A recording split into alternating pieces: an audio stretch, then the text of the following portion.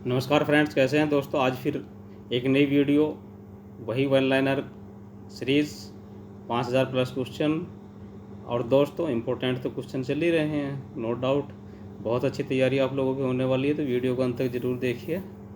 और friends, video अच्छी लगेगी तो शेयर ज़रूर करना, अदरवाइज़ आप लोगों की तैयारी तो होगी ही होगी, शेयर नहीं भी करेंगे। तो शुरुआत करते हैं आज की वीडियो को और देखते हैं आज की वीडियो का पहला क्वेश्चन। ठीक फ्रेंड्स, सी में संकेतन प्रविष्टि किस भाग में किया जाता है? तो क्लासिफाइड कैटलॉग कोड के अनुसार बनाई गई मुख्य प्रविष्टि में कार्ड के पिछले भाग में किया जाता है। ISBN का पूरा नाम क्या है?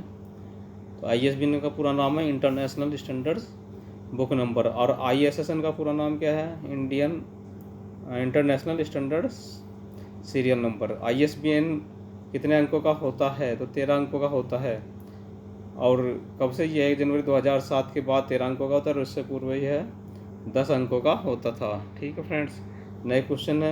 ISSN कितने अंकों का होता है? तो 8 अंकों का ISSN होता है।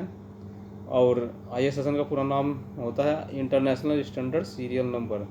कोडेन कितने अंकों का होता है दोस्तों? तो कोडेन हमारा 6 अंक का होता है। नेक्स्ट क्वेश्चन है, ISBN का प्रयोग किसके लिए किया जाता है? तो ISBN का प्रयोग किया जाता है हमारा पुस्तकों के लिए। ISBN का प्रयोग किया जाता है। ISSN का प्रयोग सामयिक प्रकाशनों तथा पत्रिकाओं के लिए किया जाता है।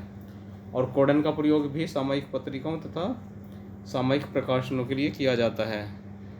सामयिक प्रकाशन उसको हम बोलते हैं जो एक समय के पश्चात प्रकाशित होती हैं, monthly, quarterly, half yearly, bio monthly, ये सब। भारत में ISBN प्रदान करने वाली संस्था RRL कार्यालय कहाँ स्थित है? तो RRR का है राजा राम मोहन राय लाइब्रेरी फाउंडेशन। इसका कार्यालय जो ISBN देता है वह फिलहाल नई दिल्ली में है। ISSN प्रदान करने वाली संस्था का नाम है NSL, यानी कि नेशनल साइंस लाइब्रेरी। ये कहाँ स्थित है? यह निस्केर, नई दिल्ली के अंतर्गत स्थित है। सब्जेक्ट हेडिंग के सिद्धांतों का प्रतिपादन किसने किया था? तो दोस्तों ये सब्जेक्ट हेडिंग सिद्धांतों का प्रतिपादन CA कटर ने किया था। कब किया था? 1876 में। कौन सी किताब में किया था?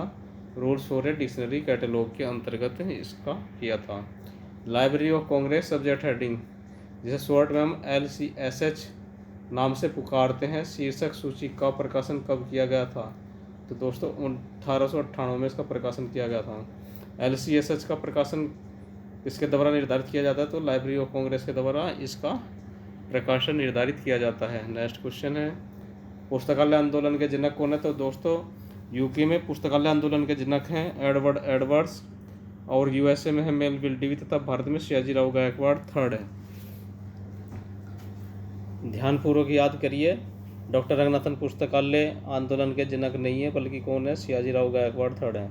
डॉक्टर रंगनाथन ने गणितज्ञ सहायक के प्रोफेसर के पद पर कब से कार्य किया? तो उन्होंने किया था दोस्तों वह गवर्नमेंट कॉलेज मैंगलोर में 1919 से 1920, गवर्नमेंट कॉलेज कोयम्बटूर में 1920 में, और प्रेसिडेंसी कॉलेज में गणित के प्रोफेसर के रूप में 1921 में। पुस्तकालय विज्ञान के 5 सूत्र 1928 में किस सम्मेलन में प्रतिपादित किए गए थे? तो थे मीनाक्षी कॉलेज, अन्नामलाई और चिदम्बरम के प्रांतीय सम्मेलन में किए थे। ILA का प्रथम सचिव कौन बना था? तो असदुल्ला जी बने थे इसके सचिव, और 1933 से 1947 तक रहे हैं। खान बहादुर का खिताब किसे प्रदान किया गया था कब? तो यह भी KM असदुल्ला को किया गया था, और 1935 में उनको किया गया था। केंद्रीय संदर्भ पुस्तकालय कहाँ स्थित है? तो कलकत्ता में हमारा सेंट्रल रेफरेंस लाइब्रेरी, और सेंट्रल लाइब्रेरी उसमें नेशनल लाइब्रेरी के अंतर्गत है ये। सेंट्रल रेफरेंस लाइब्रेरी की स्थापना कब हुई थी? 1955 में। सेंट्रल रेफरेंस लाइब्रेरी INB का प्रकाशन कब से कर रहा है? तो 1957 से इसका प्रकाशन कर रहा है। शिक्षा संबंधी कौन से आयोग का विचार था कि वृद्धि कर किसी भी विभाग के लिए इससे अधिक हानिकारक और कुछ नहीं हो सकती, वह अपने पुस्तकालय की उपेक्षा करे या उसे निम्न प्राथमिकता दे? तो दोस्तों यह था कोठारी आयोग। भारत में सन 1954 में लीगल पोस्ट अधिनियम का प्राधिकार कितने सार्वजनिक पुस्तकालयों को दिया गया था? तो 4 पुस्तकालयों को दिया गया था। प्रकाशक की संख्या के आधार पर लेखक की उत्पादकता मापन के आविर्भाव का कौन सा नियम अग्रसर होता है? तो यह होता है लोटका का नियम। नेक्स्ट क्वेश्चन है, CC में हाइफन किस डिवाइस के लिए प्रयुक्त होता है? तो सुपर इम्पोजिशन के लिए होता है। प्री नोट किस वर्गीकरण पद्धति से संबंधित है? UDC से है। रेमिफिकेशन का तात्पर्य एक विषय क्षेत्र का विभाजन या उपविभाजन। DDC का 23वें संस्करण का रंग कैसा है? तो ये ऑटोमन कलर है। ग्रंथालय वर्गीकरण का व्याकरणाचार्य किसको कहा जाता है? तो यह WC बर्विक्शियर्स को कहा जाता है। श्रृंखला प्रक्रिया में विशेष शीर्षक का निर्माण कितने चरणों में किया जाता है? तो यह 6 चरण है इसके। नेक्स्ट क्वेश्चन है DDC का स्वामित्व किसके पास है? तो OCLC है, ओहियो कंप्यूटर लाइब्रेरी सेंटर है ना, ऑनलाइन कंप्यूटर लाइब्रेरी सेंटर इसका वर्तमान में नाम है। पुस्तकालय की आधारशिला पुस्तक है तथा पुस्तकालय व्यवसाय की आधारशिला वर्गीकरण है, ये कथन किसका है? ये WC बर्विक्शियर्स का कथन है। कॉलन क्लासिफिकेशन में गोलाकार कोष्ठक का प्रयोग किसके लिए किया जाता है? तो वह विषय विधि के लिए किया जाता है, सब्जेक्ट डिवाइस के लिए। कॉलन क्लासिफिकेशन के कौन से भाग में बुक नंबर के फेसिट फार्मूला का प्रावधान किया गया है? भाग 2 में किया गया है। कॉलन क्लासिफिकेशन के संस्करण 6 में कितने योजक चिन्ह है? तो 11 योजक चिन्ह है। कॉलन क्लासिफिकेशन के संस्करण 7 में कुल योजक चिन्ह है 14 हैं। मास्टर रेफरेंस फाइल MRF का प्रयोग किस वर्गीकरण पद्धति में किया जाता है? तो ये हमारा UDC में किया जाता है, यूनिवर्सल डेसिमल क्लासिफिकेशन में। DDC के किस संस्करण को स्टैंडर्ड संस्करण माना जाता है? तो ये 15वां संस्करण है। और दोस्तों DDC के किस संस्करण में एरिया टेबल का शुरुआत हुआ था? तो ये 17वें संस्करण में हुआ था। हैरिस की वर्गीकरण पद्धति कब प्रकाशित हुई थी? तो ये 1870 में हुई थी। ISSN कितने भागों में विभक्त होता है? 2 में। और DDC में फेज रिलेशन किस संस्करण से शुरू हुआ था? तो वह हमारा 11वें संस्करण से DDC में फेज रिलेशन की शुरुआत हुई थी। नेक्स्ट क्वेश्चन देखते हैं। सूचना विज्ञान में अर्धायु या हाफ लाइफ है प्रचलन की दर। जर्नल्स के बैंक वॉल्यूम के एक्सेस को क्या कहते हैं? परपेचुअल एक्सेस कहते हैं। सूचना का आंतरिक मूल्य किसमें निहित होता है? तो उपयोग में। ब्लॉग क्या है? इंटरनेट जर्नल है ब्लॉग अलग है और ब्लॉग अलग है। CD नेट के लिए प्रयुक्त संप्रेषण मीडिया क्या है? Optical fibre.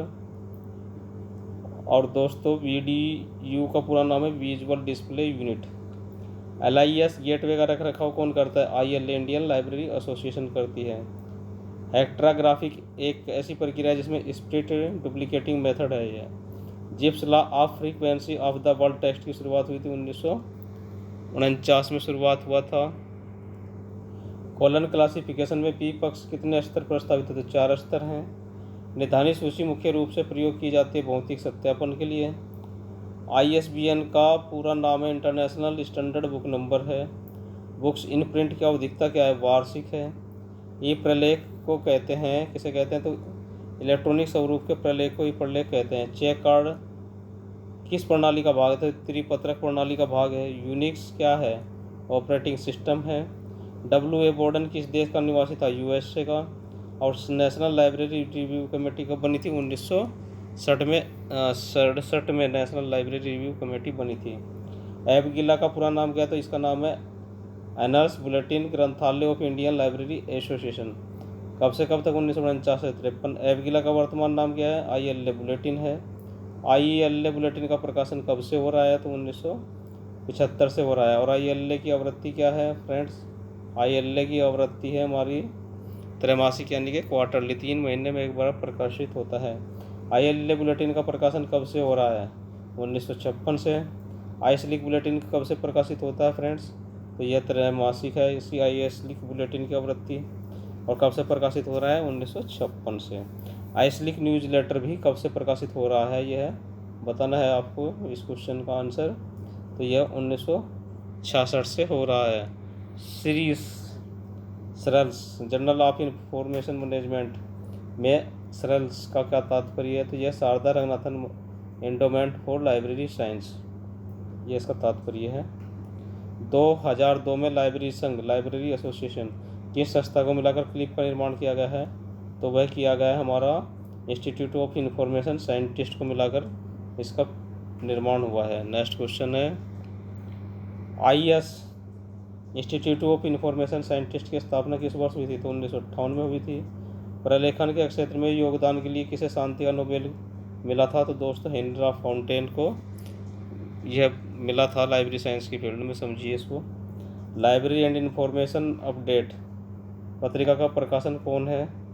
तो ये क्लिफ है। इफला का मुख्यालय कहाँ स्थित है? तो रॉयल लाइब्रेरी हेग में इसका कार्यालय है।